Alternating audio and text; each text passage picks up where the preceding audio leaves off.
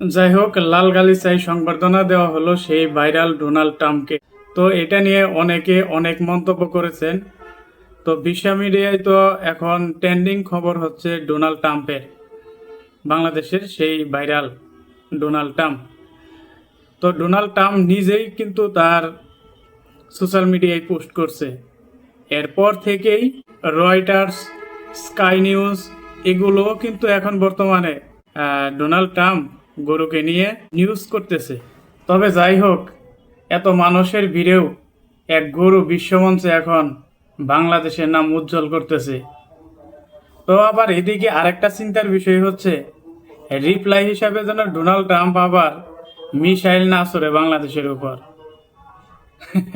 যাই হোক, আমাদের মাননীয় আইনমন্ত্রী বলেছেন বিচার বিভাগ স্বাধীন বলেই মামলায় রাষ্ট্রপক্ষ হেরে যায়। এখানে নিশ্চয়ই বিচার বিভাগ এখন স্বাধীন ও নিরপেক্ষ। আপনারা কি তাই মনে করেন বাংলাদেশের বিচার বিভাগ স্বাধীন? যদি তাই হয় অবশ্যই কমেন্ট বক্সে জানাবেন। শিবিরের ছাত্রী নেত্রী সুমাইয়া বন্যা বলেছে, জন্মের পর একটি পুরুষ প্রধানমন্ত্রী পেয়েছি, সেটাও আবার আধা পাগল। আপনাদের দৃষ্টিতে আমাদের মাননীয় প্রধানমন্ত্রী কেমন, সেটা তো আপনারা দেখতেই আছেন।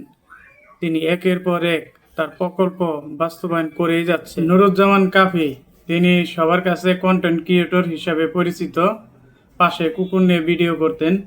তো তিনি একটি মন্তব্য করেছেন যে একটি পরিবার থেকেই বারবার প্রধানমন্ত্রী হবে, কেন আর কোনো পরিবার নাই? তার এই মতামতের সাথে আপনি কি মনে করেন?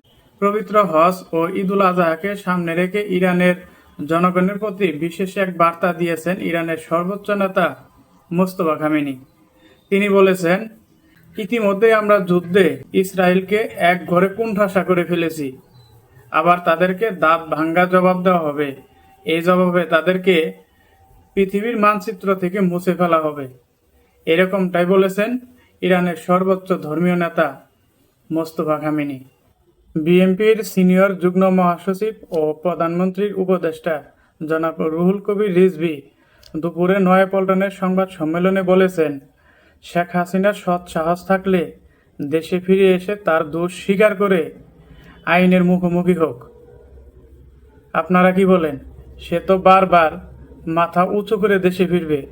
তো এখন দেশে ফিরে আসুক, দেশে ফিরে এসে তার দোষ স্বীকার করে আইনি মোকাবেলা করুক। দেখি কোথাকার পানি কোথায় যায়। ইরান হচ্ছে সন্ত্রাসবাদের পৃষ্ঠপোষক, আর তোমরা হচ্ছ পীর। তোমরা শান্তিতে নোবেল নেবে, অন্যান্য দেশগুলোতে যুদ্ধ বাজিয়ে অস্ত্র বিক্রি করে তোমরা মক্কার খেজুর নাকি? এই বিশ্বে যতগুলো অশান্তি হয় তার মূলে রয়েছে আমেরিকা এবং ইসরায়েল। তারা যদি ভালো থাকতো, আমার মনে হয় না এই বিশ্বে কোনো অশান্তি তৈরি হতো। যাই হোক, আজকে এই ছিল সংক্ষিপ্ত আপডেট। পরবর্তী আপডেট পেতে আমাদের সাথে থাকুন। ধন্যবাদ সবাইকে।